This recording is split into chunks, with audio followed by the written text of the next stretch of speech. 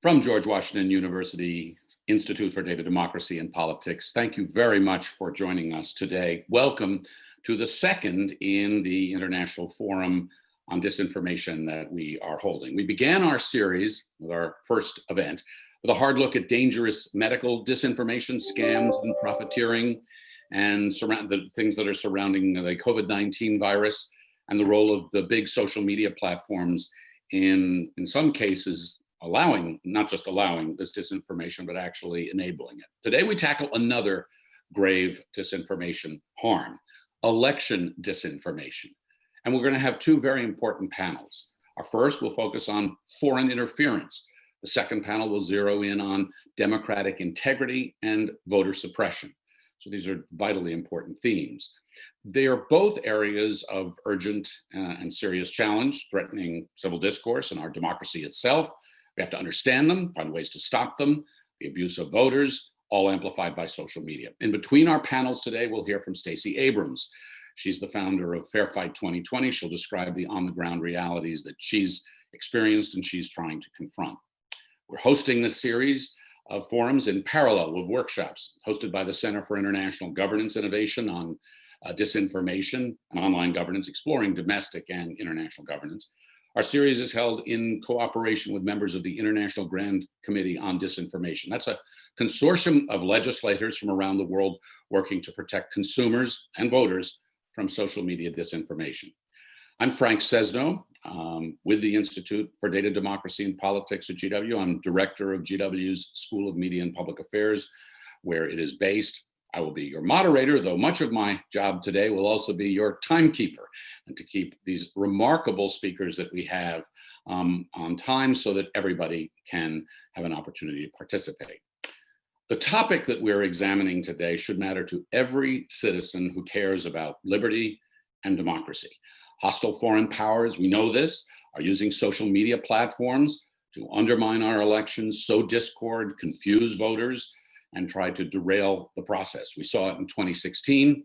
There is ample evidence that this process continues today. And despite all that we know, the big social media platforms have failed so far to curtail the inauthentic accounts and the exponential amplification of disinformation. We see it across the board. In many cases, the platforms are actually aiding efforts to stoke division and sow doubt about the integrity of our elections. They do that through their policy, their rules, their algorithms, and we'll be engaging that in many ways today. We've convened some of the world's leading experts to discuss this threat to democracy. We'll hear first from several witnesses. They'll describe what they're experiencing on the receiving end of this poisonous flow of disinformation. The witnesses include a world-class investigative journalist, the head of an international research agency that's been at the vanguard of spotting extremism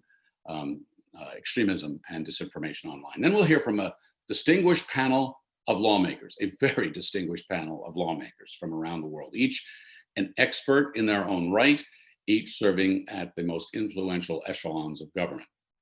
So before I introduce our witnesses and esteemed panelists, let's introduce our first topic, which is foreign and government interference in elections, with this short video.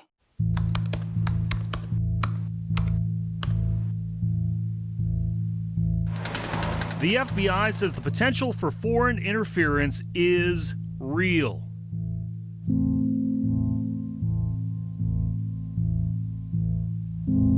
During the 2016 presidential election, suspected Russian operators created bots on Twitter to promote hashtags like War Against Democrats. Facebook is one common platform for Russian trolls and bots, which in 2016 used fake accounts to influence U.S. elections.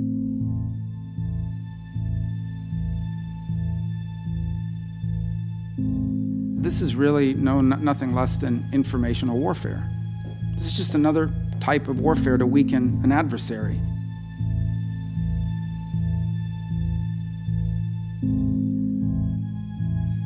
There's no government intervention in place to prevent foreign ads. Anecdotal evidence shows they're already here, targeting you ahead of the 2020 election. And though they start off as bias, research in 2016 showed their goal is to keep you from wanting to vote for anyone on election day.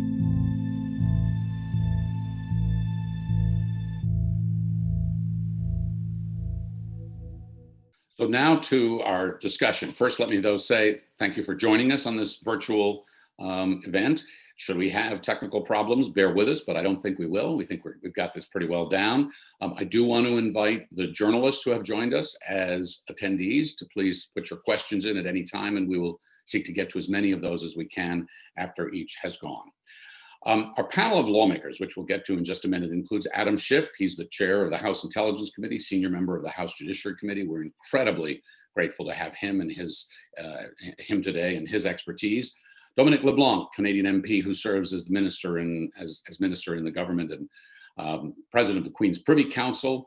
He has jurisdiction over election integrity in Canada, one of Prime Minister Trudeau's closest advisors, and member of the European Parliament, Marina Kaljuran from Estonia.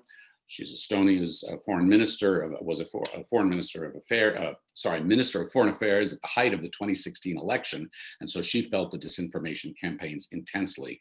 Let's start with our witnesses.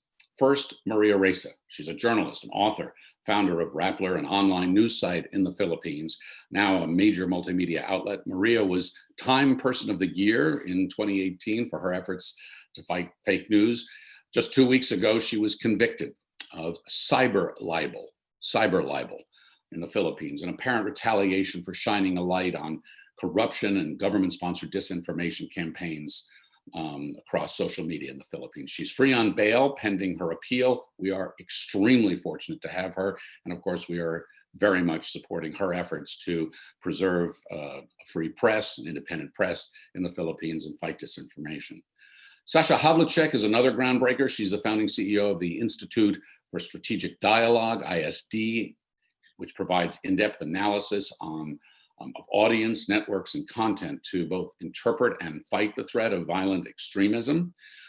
She has a background in conflict resolution, expertise in global extremist movements, digital information and disinformation campaigns, and electoral interference, and advised a range of governments across the world in this. I want to we'll start with Maria Ressa. She happens to be a former colleague of mine when we were both at CNN. So Maria, it is absolutely delightful to see you. We're looking forward to hearing your take on this issue. So I, with great pleasure, turn it over to you now. Frank, thanks so much. And thank you for inviting me today. I'm going to go through this relatively quickly. You know, we've been going through this for 4 years, and it does start with the information war, right? With in our case, Facebook, because 100% of Filipinos on the internet are on Facebook. Facebook is essentially our internet. YouTube is a close number 2. And then we have Twitter. These are the 3 that are determining our information ecosystem. In 2016, I told Americans that keep track of what's happening to us, because what's happening in the Philippines is your dystopian future. And fast forward 4 years, and I'll quickly go through that through my lenses and then through what's happening to you. In 2016, the messages were seeded on social media first. President Duterte won in May of 2016. The drug war began soon after he took office. The weaponization of social media began soon after that, by July of 2016. The message, at least in our case, was journalist equals criminal. That was seeded in 2016, exponentially pounded when we came out with challenges to the impunity in a brutal drug war, to the impunity of information operations or influence operations. We were pounded. And I'll show you some of how that happened in the Philippines. I think keep in mind this one thing, that the goal of information operations or influence operations is not just to flood you with lies, but also to target people, to target their minds, what they're thinking, and to change the way they behave. So what happened in the Philippines, let me show this to you. This was in, let me pull this up.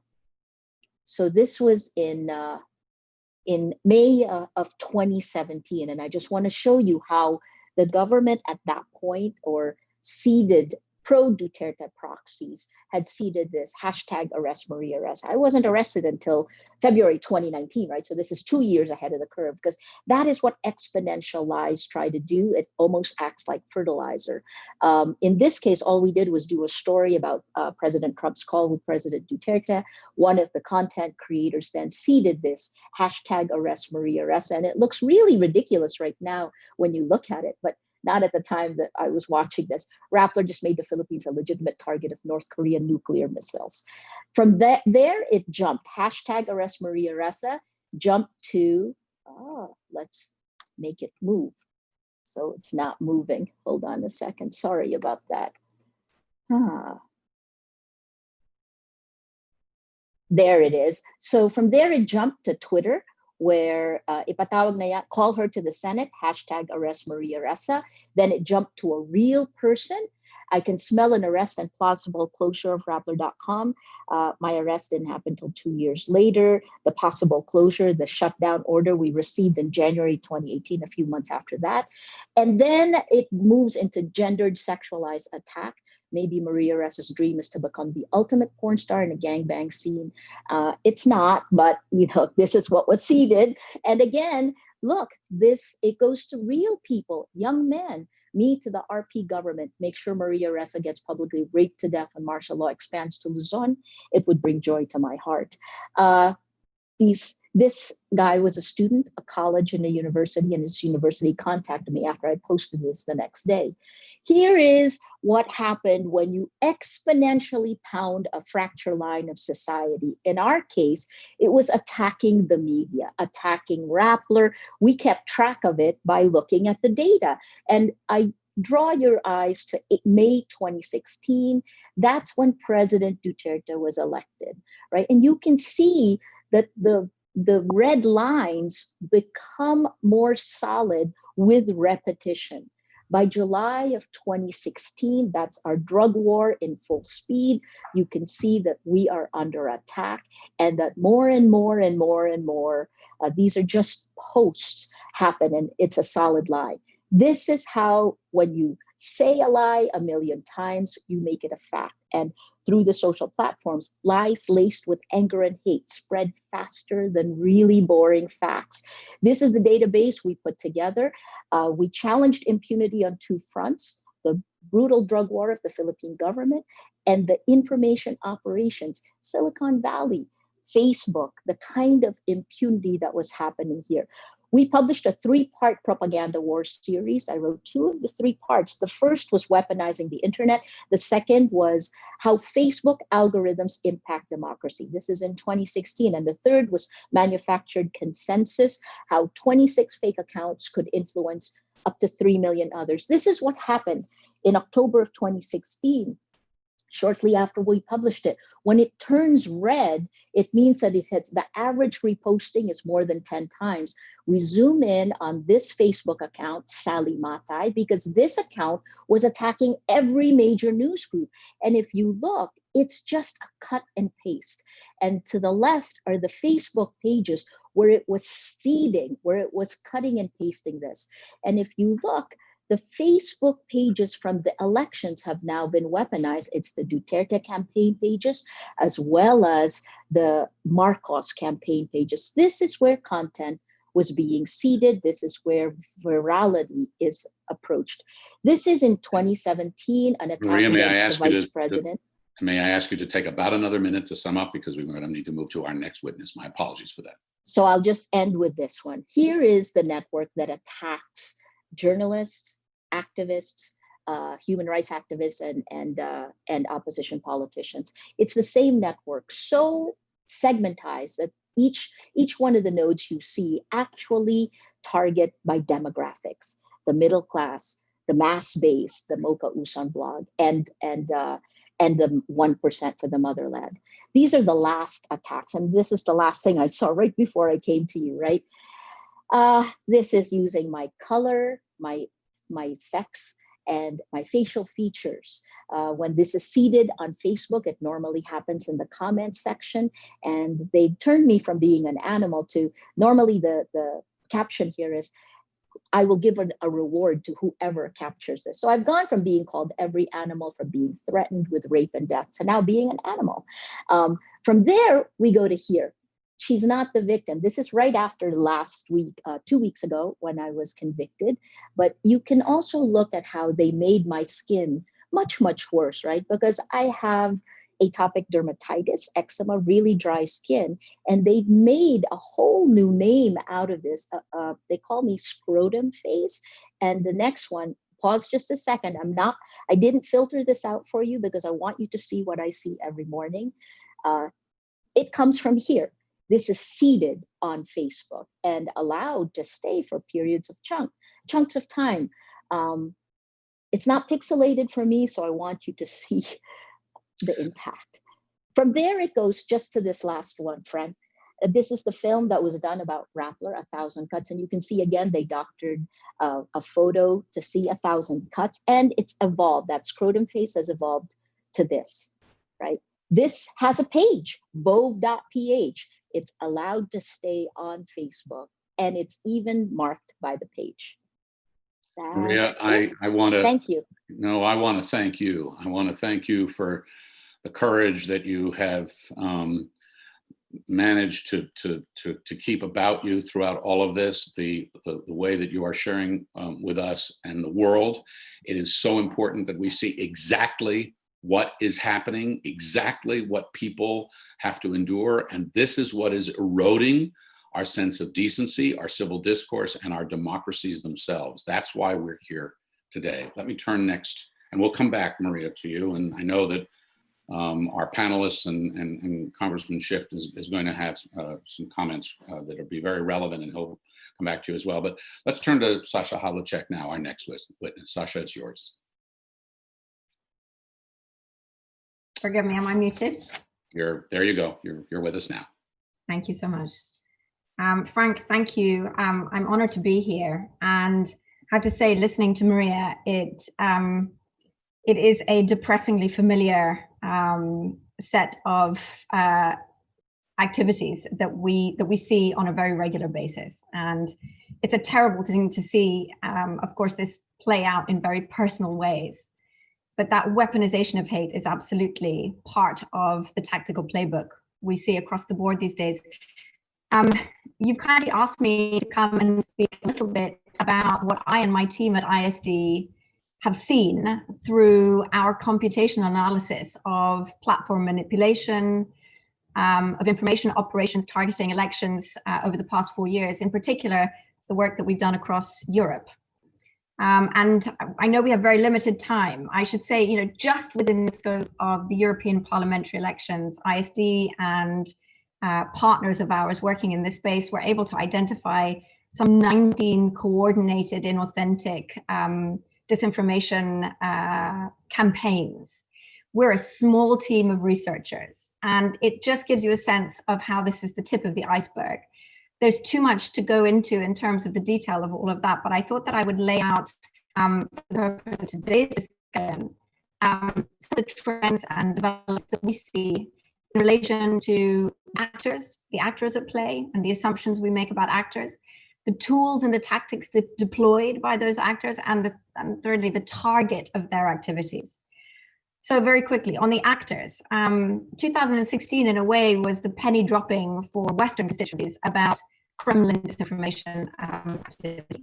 And in the aftermath of 2016 events, we, along with others, were asked to go and find more of that. But in reality, what we found was a much more complex picture in terms of the actors at play. And that playbook that was associated with the Kremlin was starting to be and is now deployed by an absolutely enormous array of actors, not just other state actors, and of course there are many states in this space, but also non-state actors, an array of transnational and domestic extremist groups and movements, special interest groups, international activist groups, and of course dark market companies that are increasingly employed to do the bidding for political parties themselves, in a number of cases having been deploying these types of inauthentic activities. So we need to be looking beyond measures that we deal with foreign state activity. There is the line between foreign and domestic is increasingly blurred. The line between state and non-state is increasingly blurred. And this is, again, not to say that we don't have a state actor disinformation. There's absolutely a challenge there. And where it's overt, the sort of thing that we found, for instance, in the German elections in 2017, where you have an interplay between overt Kremlin disinformation and transnational extremist mobilization in the interests of supporting a political party, the AfD in this context, their objectives. You have covert activity that we are sensing, but that's increasingly difficult to attribute to those actors. And so on the state side of the challenge, there are questions that we have. Of course, there are many vectors through which state actors are operating, through state executed directly campaigns, through directed or coordinated campaigns, through state incited or fueled campaigns, state leveraged or endorsed activities. These are extremely difficult to get a sense of. Just in the UK elections, for instance, we struggled to identify what was this after Modi made his announcement of support for the Conservative Party in the lead up to the UK elections. We saw a flurry of accounts established which were anti-Muslim and pro-Tory party targeting Indian communities in the United Kingdom. These sorts of activities are difficult to identify. Is it state? Is it not state? Is it foreign? Is it domestic? And may I ask you, Sasha, 1 minute to conclude, please, and then we're going to move on. So I'll just go on to say the domestic networks that are often not addressed as vigorously by platforms as the foreign state-seeming networks are ready ground for manipulation of foreign state actors. I think we need to be understanding that increasingly off of these domestic networks, sometimes seemingly political networks. We need to be live to that. On the tactics and on the targets. On the tactics, I should just say we were looking for outright fakery of content and fakery of bots and so on. That is much more complex now. And so we see a host of things, accounts to coordinated, account networks to coordinated, hashtag hijacking, to media simply taken out of context. This is legitimate sources of media twisted and taken out of context to manipulate the audience. Really important because it requires a different kind of responsiveness. In a way, we're in narrative warfare rather than outright information warfare. Finally, the targets. The target is not just elections. And while we see direct electoral manipulation in the form, in particular, of attacks on opposition politicians, women, minority candidates are absolutely directly under consistent campaign coordinated attack. We also see campaigns for voter fraud and really mounting of those. We saw that in Germany, we saw that in Sweden, the preparation of voter fraud, electoral fraud narratives prior to the elections that really took off. We're seeing some of that, of course, start to play out in the US, but it's a bigger thing. This is about the exploitation of wedge issues to polarize our societies. We see the weaponization of hate, and also we see the targeting of wedge issues like migration and increasingly climate in order to polarize communities in a long range sense. These are, so the electoral insights we get for disinformation are a window into longer range efforts, essentially political efforts, both to divide and to build momentum around specific political opinion and behavior. So let me be focused on that wider issue if we're going to get ahead of the curve. There's a lot to focus on, and as you say, it comes from many places, but thank you very, very much for that. And you and Maria have teed up in a very clear and compelling and urgent way the panel that we now turn to and the expert we now turn to. Representative Adam Schiff, as I mentioned earlier, has been unbelievably generous with his time today. It's not like there's nothing else going on in the world. chair of the House Intelligence Committee, senior member of the House Judiciary Committee. As you know, he served as the chief manager in the House of Representatives in the impeachment inquiry into President Trump, which dealt a lot with this whole issue of foreign interference, disinformation, misinformation in elections. Representative Schiff, thank you so much for being here. I can't think of a more urgent issue as we think about where we are and where we're going in this country and around the world. And I will turn it over to you now for your remarks and some engagement with our witnesses. Frank, thank you very much. It's an honor to join you today and to be in such distinguished company. Sasha and Maria, thank you so much for your presentations, but for the work that you do each and every day. And Maria, it's a particular honor to see you or meet you by virtual form. I co-founded and co-chair a caucus on the freedom of the press, which I started 15 years ago with a backbencher from Indiana named Mike Pence. And we have been highlighting your case and how the Philippine government is targeting you and trying to censor you and using their criminal law process to do so. And we will continue to raise the profile of that so that the Philippine government understands the great interest and concern that Congress has over what they're doing to suppress the freedom of the press.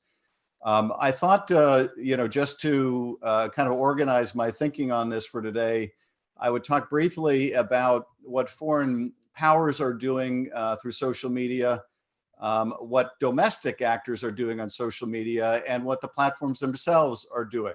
But I should point out at the outset that social media is only one vector of influence. In 2016, for example, although we saw, yes, an extensive and systematic social media campaign by Russia to interfere in our election and our democracy, we also saw them engage in a hacking and dumping operation. And there are other cyber tools that we also need to be on the lookout for. One that concerns me a great deal is the improvement in the AI generated technology of deep fakes, where you can produce highly authentic looking but utterly fraudulent video or audio and insert it into the social media bloodstream. We saw a crude version, a cheap fake last year with a doctored video of Speaker Pelosi that was slowed down and the pitch of her timbre was raised to make it seem like she was drunk or impaired. I had a hearing in the Intelligence Committee on the use of this new technology and how disruptive it may be. And I asked the experts, if 10 million people saw that doctored video of the speaker, how many million could you reasonably predict would ultimately find out that that video was inauthentic, that it had been doctored? And the expert answer was, you'd be lucky if 1 to 2 million of the 10 million ever found out that it had been changed. And psychologists will tell you that even among those that learn that what they've seen is not real or has been altered, they may never completely lose the lingering negative impact of what they have seen. So the damage is done once you view it. These are some of the new tactics and tools that malicious entities may use. But in terms of the focus on social media, as you know, I think Sasha and Maria were outlining, in 2016, the Russians had a few objectives. Yes, they wanted to help Donald Trump and they wanted to hurt Hillary Clinton, but more broadly, they wanted to divide our society along well-known fault lines of race, ethnicity, orientation, immigration status, Second Amendment rights. But they also wanted to cause Americans to distrust their own democracy. And this remains, I think, a central objective as we go into the 2020 elections of foreign powers, but particularly Russia. We may see other bad actors involved. We may see the Iranians. We may see rival powers like China and North Korea and others. But the predominant concern that I have in terms of election interference and meddling is still Russia. And there are new and even deeper fault lines for them to play upon. The pandemic is, I think, the fault line of all fault lines. But in terms of the Russians' capacity to cause Americans to distrust their own democracy, there's probably no more fertile ground than the ground that our president has ceded This gets to a point that Sasha was making, and that ground being whether the votes of millions and millions of Americans who cast their vote by absentee ballot can be discredited. And this foundation that the president is laying, and now the Attorney General, our own Attorney General, has given further seed to, is really an open invitation for malignant powers to exploit, to amplify this false message that you can't rely on votes cast by absentee. And if we have a close election, the doubt that a foreign hostile power can create by amplifying that false message could be quite disastrous.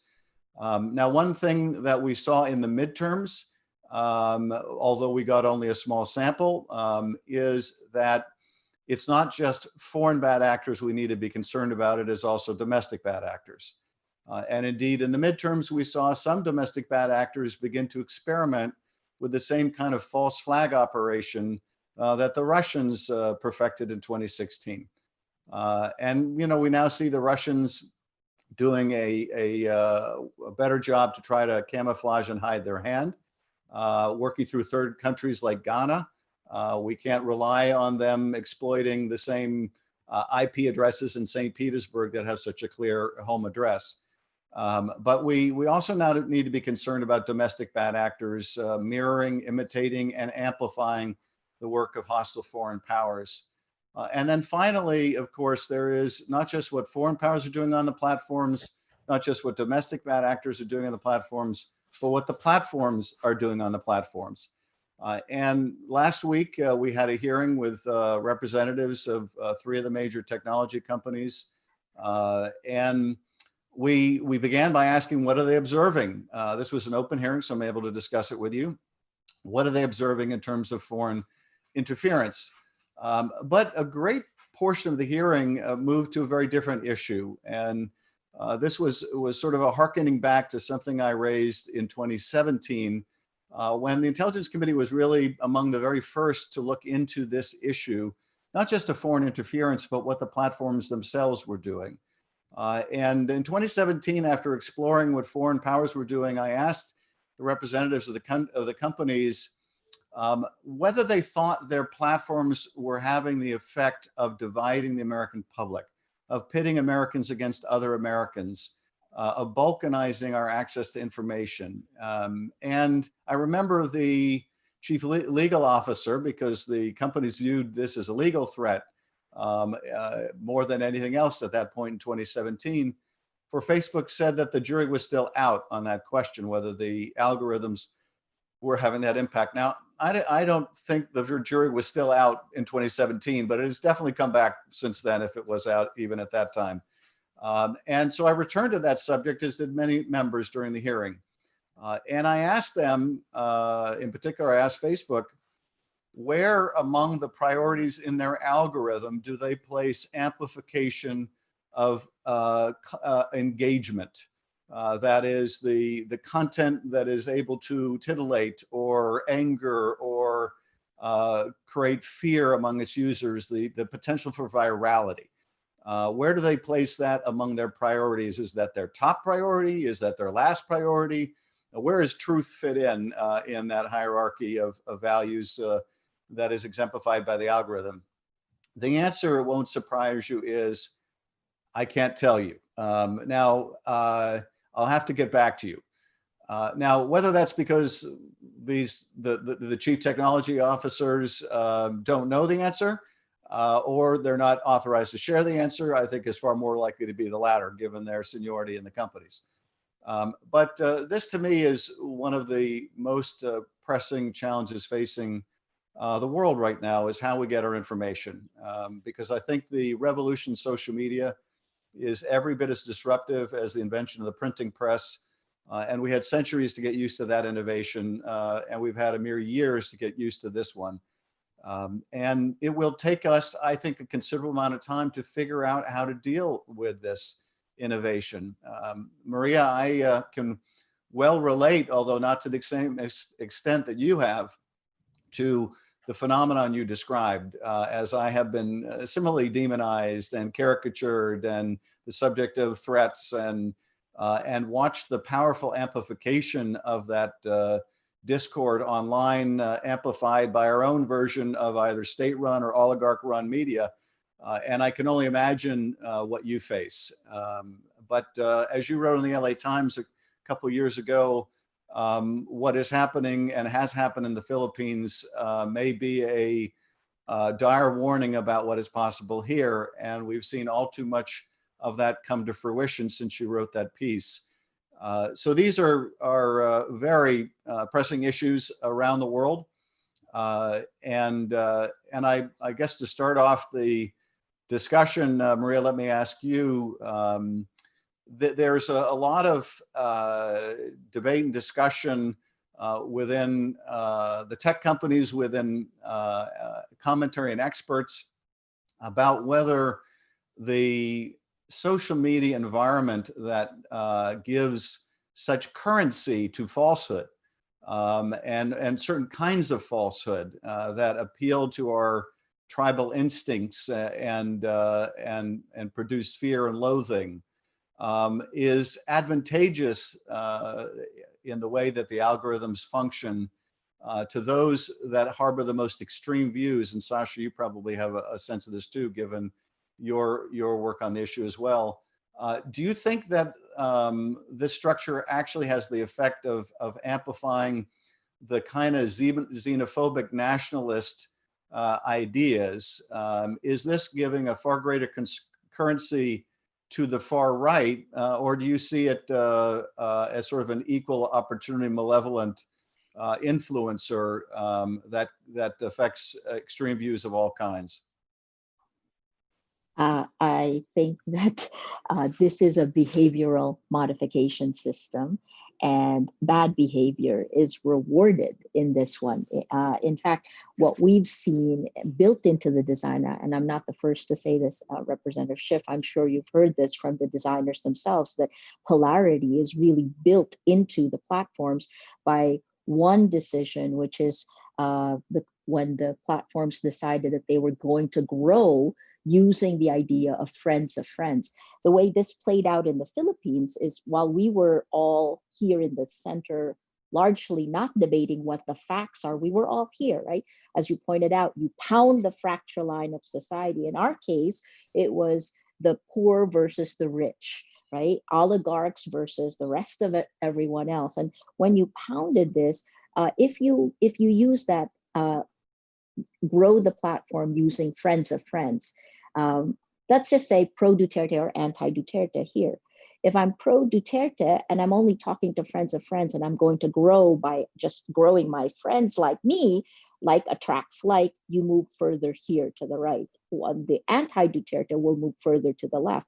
And sooner or later, there's no one here, and we're now going to be moved far more, made more radical, while the facts themselves are switched because we've become more radical.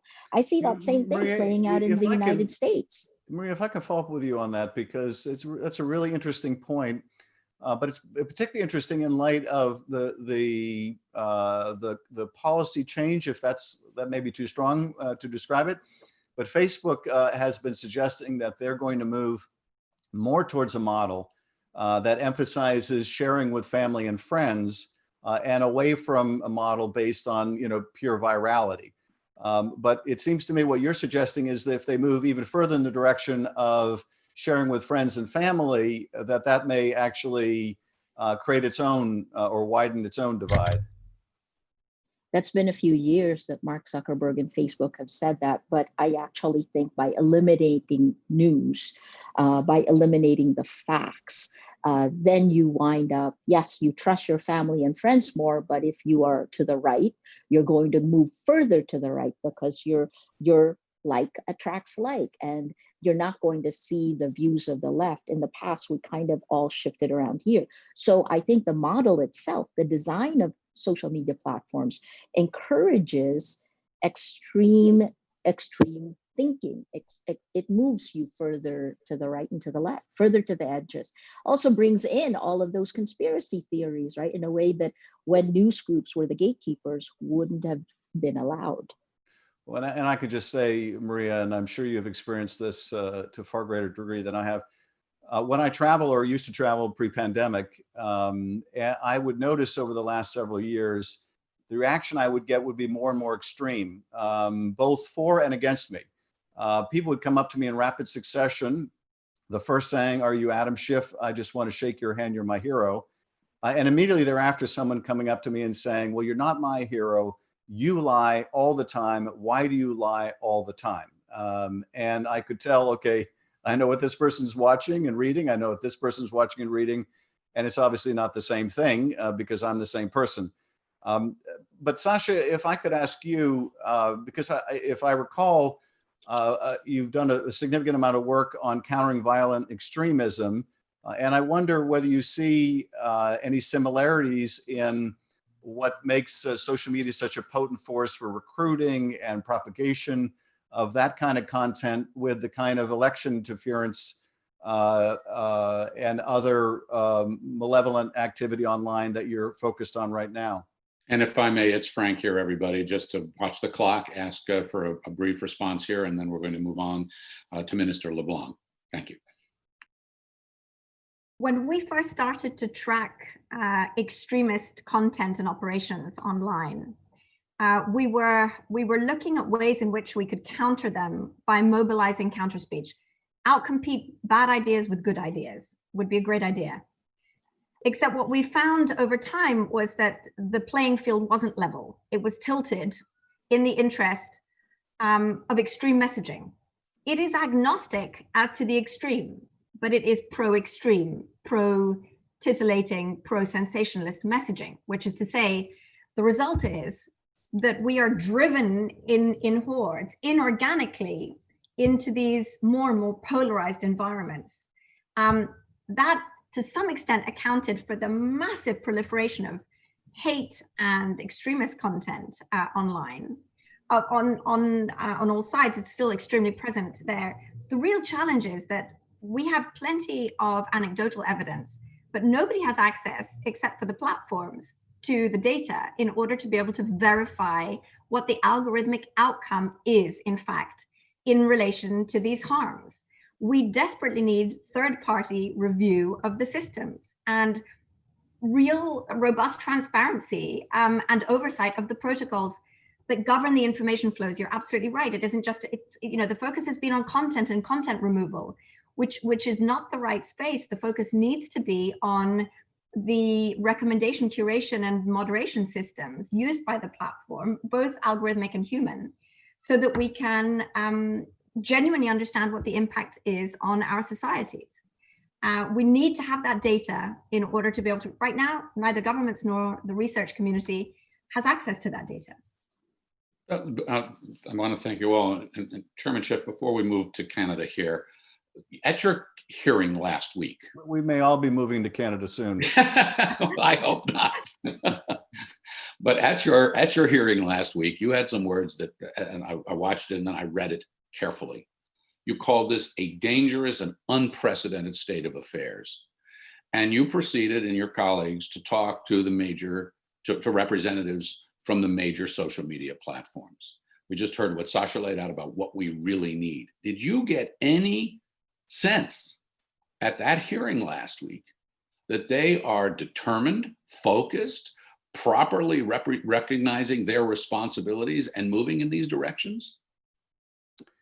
I can't say that I got that sense from the hearing. It would have to be a pretty remarkable hearing if there were that kind of transformation. I do get the sense that there's something going on at Twitter, that maybe we've reached the last straw for what the management of Twitter can take in terms of what they're seeing, how their platform is being used. I don't know. But I still get the sense that Facebook will need to be pulled and dragged into this era of corporate responsibility. The economic incentives are simply too powerful for continuation of the status quo. And And I, until proven otherwise, have the sense that with respect to Google, YouTube, that their strategy is to avoid the scrutiny of the other platforms and disclose as little as possible. It's, I guess, not unlike although I'm sure they won't appreciate this analogy, the president's view that if you don't test it, there is no virus. If they don't discuss it, if they don't reveal it, there is no problem. And so nothing, I guess, from the hearing shook those impressions, but time will tell.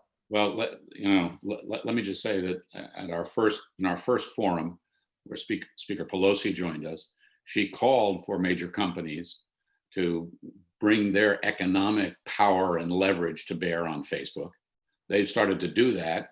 So have employees internally. We're learning about an awful lot also that Facebook has sort of gone along to get along to continue to make a lot of money here. But there do appear to be some new pressures. Let's turn north now to Canada and Dominic LeBlanc. He's a Canadian member of Parliament and has jurisdiction over election integrity in Canada. One of Prime Minister Trudeau's closest advisors, minister there.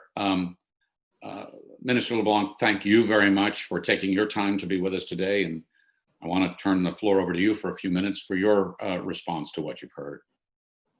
So, well, thank you, Frank. Thank you very much for having me. And thanks to George Washington University, the International Grand Committee, which has done extraordinary work in the few years it's been in existence, and the Center for International Governance Innovation for the invitation to participate and engage in this conversation this morning.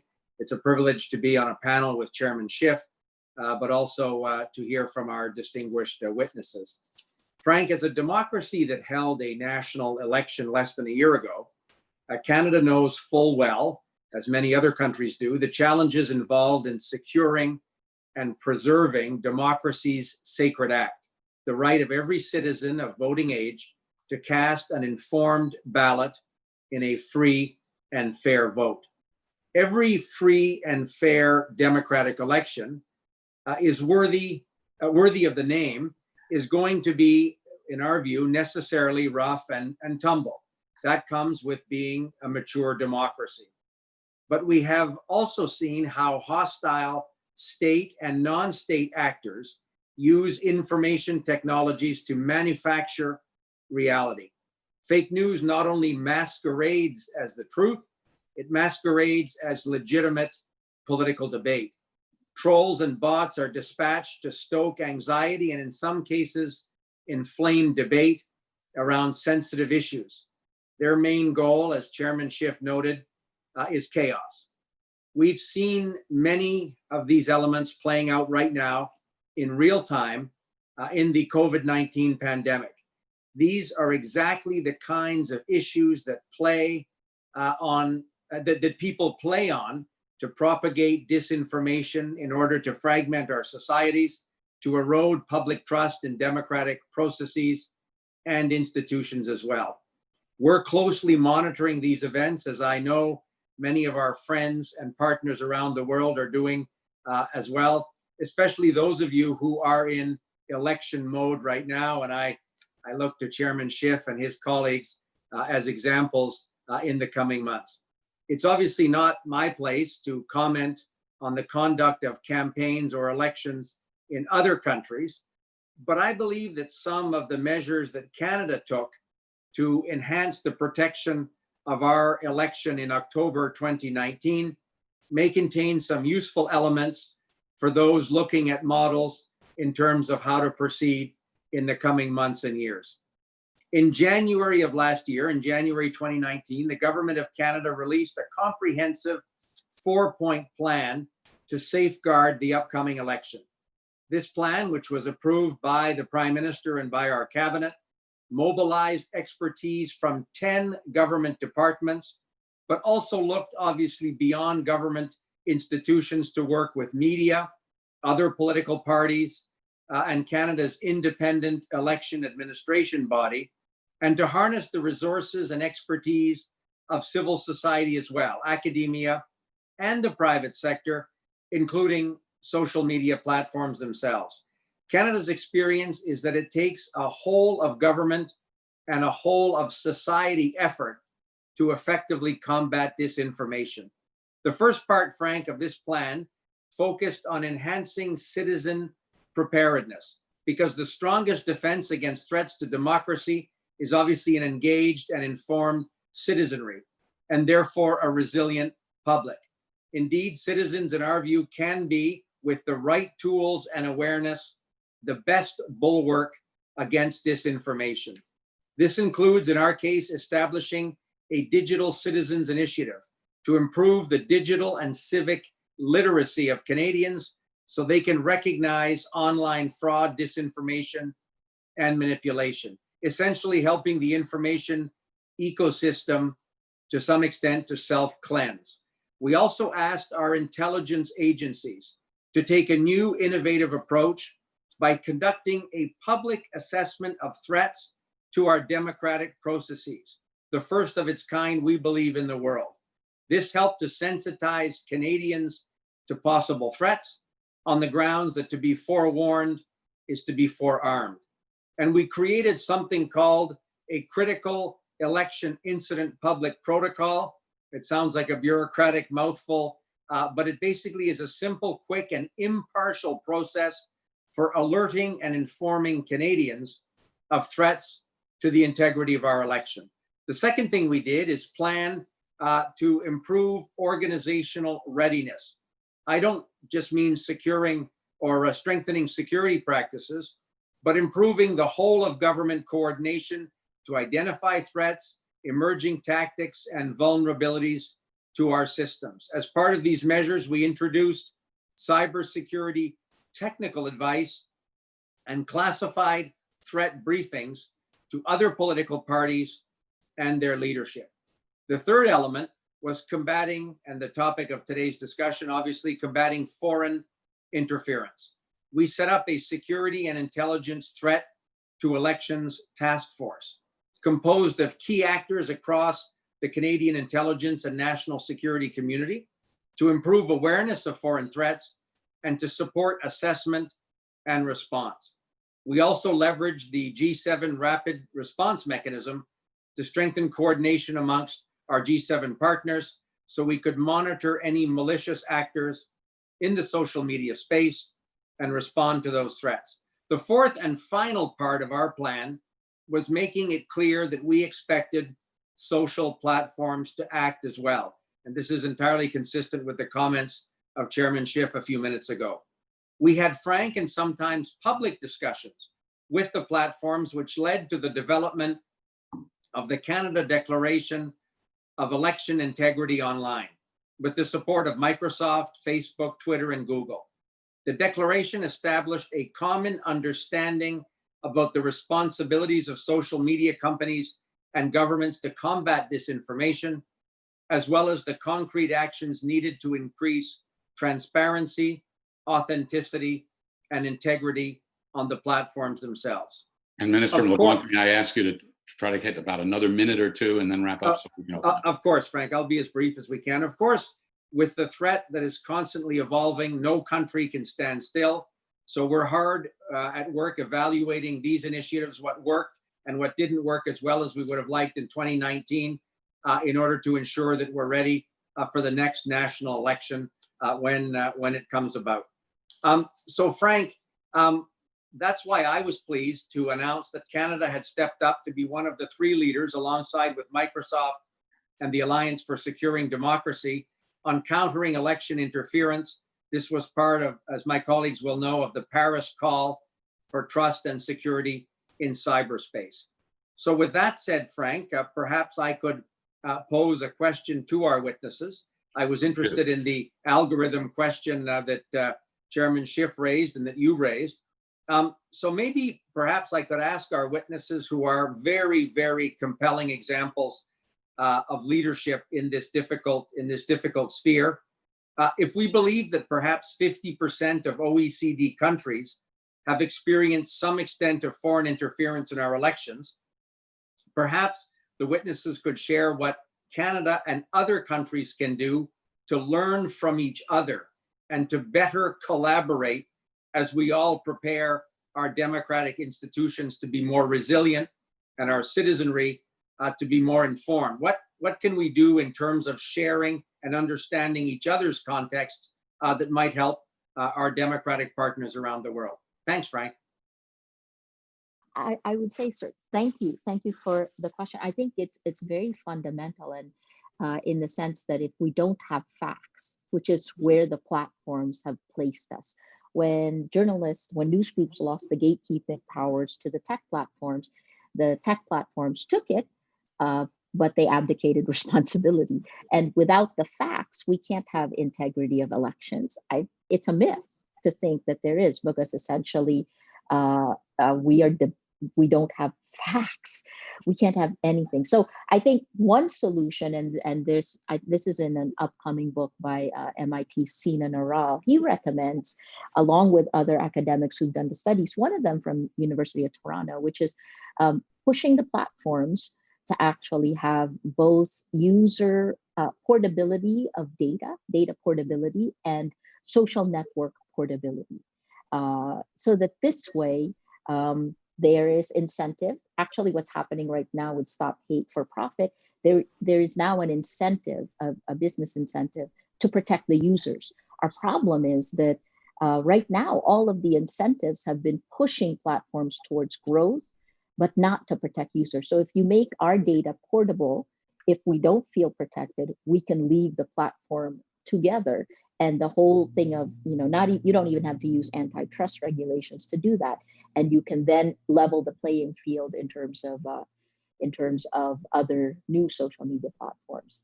Is that what you were asking? Yes, that's very helpful. Thank you very much. It's and Sasha, Sasha, you have. Let me invite Sasha in, and then I'd like to turn. We've got some questions from journalists who are part of this event today, and I'm going to turn those to Congressman Schiff and to you, Minister LeBlanc.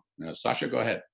Just 4 quick points. I mean, just to say, I think all of us watching the Canadian efforts were extremely impressed, and I think that they went a long way in mitigating some of the worst that we've seen in other places. But number one, to Maria's point, without access to the data to verify, sort of third-party verification of the data, it's hard to know actually what was stopped and what wasn't. What is the extent of the success of the platform's own response to these kinds of information operations? We just don't have that data. We would like to see that data provided either to regulatory bodies set up by governments or to independent research bodies, obviously notwithstanding the challenges around data privacy that need to be respected. The second thing, I think, just in terms of sharing of experiences internationally, one of the big problems is that government agencies and international agencies set up to look at this issue are really largely circumscribed in their focus around foreign state, hostile state actor disinformation activities. And the reality is that there is a bleed, there is a kind of dance between state actor, non-state actor, and domestic actor disinformation. And they piggyback off of each other, they reinforce each other, without being able to go from looking at that foreign state piece and then trace it into these more complex spaces.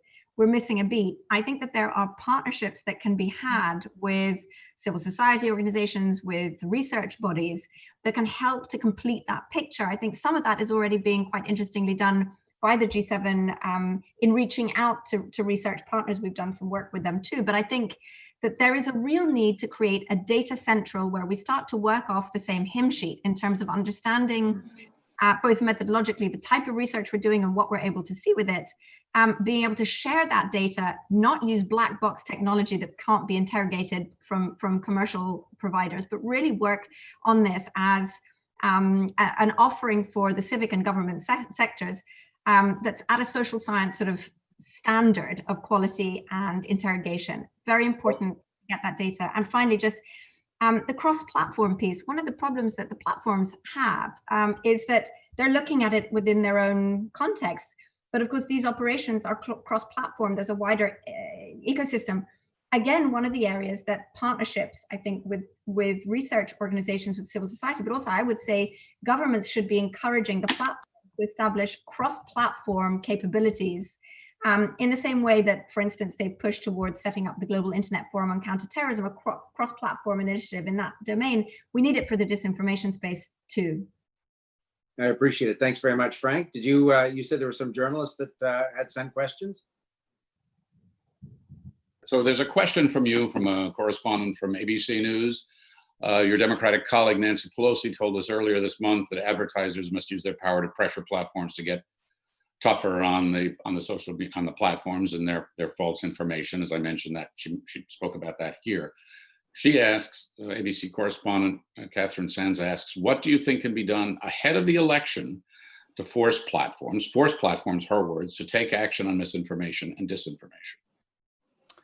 Well, I think the first step is much more oversight of the nature that we had last week, but other committees that have more of a regulatory power over the tech companies. For Intel, obviously our paramount lane is dealing with foreign interference. The far broader problem, in my view, is the impact that these algorithms are having in terms of sowing division and giving these foreign powers such fertile tools to work with, powerful tools to work with. So I think oversight and a serious look at whether their immunity under Section 230 needs to be changed, whether we need to intervene in terms of the way they're designing their algorithms to amplify this extremist content and this divisive impact. So I do think that Congress ought to look at whether legislative remedies are necessary. And of course, we want to make sure we avoid doing harm in this area. But if the platforms aren't going to step up and meet their social responsibility, then the Congress needs to think about how we can either incentivize or insist on a different and more societally beneficial a form of regulation, because the kind of Wild West environment we have online right now is just breeding rampant disinformation, division within our own society, and I think poses a real threat to democracies around the world. It is so clear that is the case, and just getting worse as we see the polarization and pulling toward the extremes, as Maria was talking about earlier. Minister LeBlanc, very briefly, last question for you. This is from one of the journalists joining us, wondering if you could elaborate on specific examples of what you suggested were disinformation efforts in Canada with regard to COVID-19, what the federal government has done about that. And if I could ask you to be about a minute and a half, we've got to take our break before we get ready for the next segment here. Sir. But of course, thank you, Frank. COVID-19, as I said, is a perfect example of how malicious actors can spread disinformation. We've seen online, and I'm sure my colleagues have seen it as well, fake information indicating that, for example, certain practices, unhealthy practices, will in fact give you an immunity from COVID-19.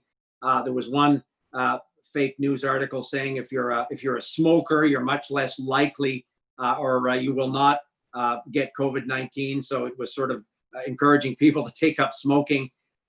There's a whole series of these kind of disinformation efforts to divide society. Some of it was outright xenophobic. Some of it was racist hate speech that we've seen in Canada against certain communities. The best way, we think, Frank, is to inoculate our citizens to understand the effects of this disinformation. We used some public funds to help civic society members elicit campaigns of awareness around disinformation. It's not governments that should be doing this. It's academia, it's civil society can play a great role. And we think we can learn from others, as I said, including our friends to the south, our American neighbors, but citizens and partners around the world.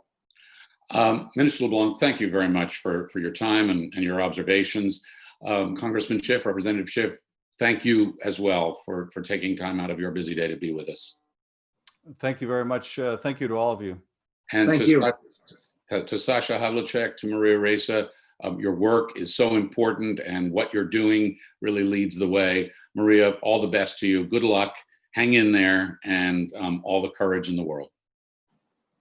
We will take a very quick break here, and we'll be back at 15 minutes past this hour with Stacey Abrams, who will offer a keynote comment on the campaign on the ground to counter voter disinformation and voter suppression. So we'll be back in just a few minutes. Thanks for being with us, and thanks to all of our panelists and witnesses so far.